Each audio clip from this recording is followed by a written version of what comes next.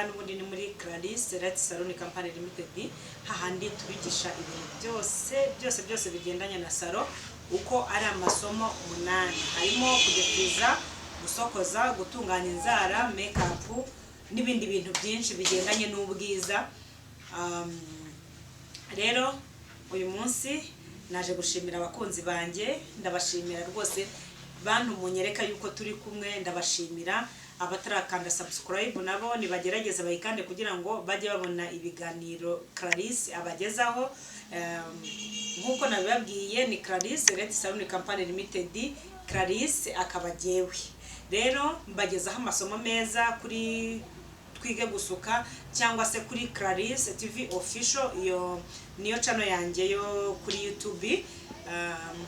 Rero uyu munsi tuje muri gahunda yo gusokoza, ariko ntago nabura kubwira abakunzi banje. Murabona tuno tuntu nsutse, utu tuntu muri kutubona, utu tuntu ni twiza tugezweho cyane. Ni twiste, ni twiste nziza cyane. Hari ama menshi agezweho akoreshwa twiste.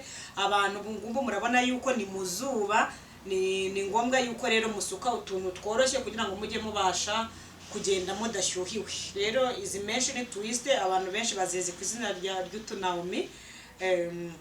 Rero ni karibu muze tubibasuke, ntabwo duhenda cyane.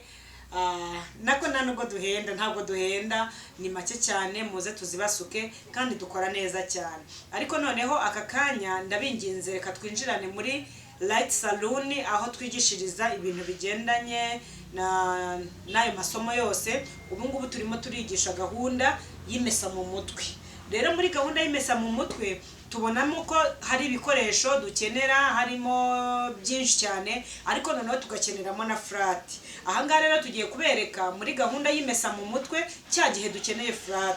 Hari igihe umukiriya aza ariko akaza akeneye kumesa mu mutwe, ariko akakubwira ati ndamburira na flat kuko ntabwo nshaka guhita nsuka aka kanya, nzamesa ejo mundi cyangwa se nzabigenza gutya. Rero akaza akeneye ko umushyiriramo flat, utari mu mushyiriremo ibindi bikoresho twifashisha tumesa mu mutwe. Rero ahangaha abanyeshuri turimo turabigisha gahunda y'imesa mu mutwe, ariko tukarambura umusatsi dukoresheje flat. Ngaho nimuze twinjirane mu ishuri, hanyuma murebe abanyeshuri bacu ukuntu bari kubigenza.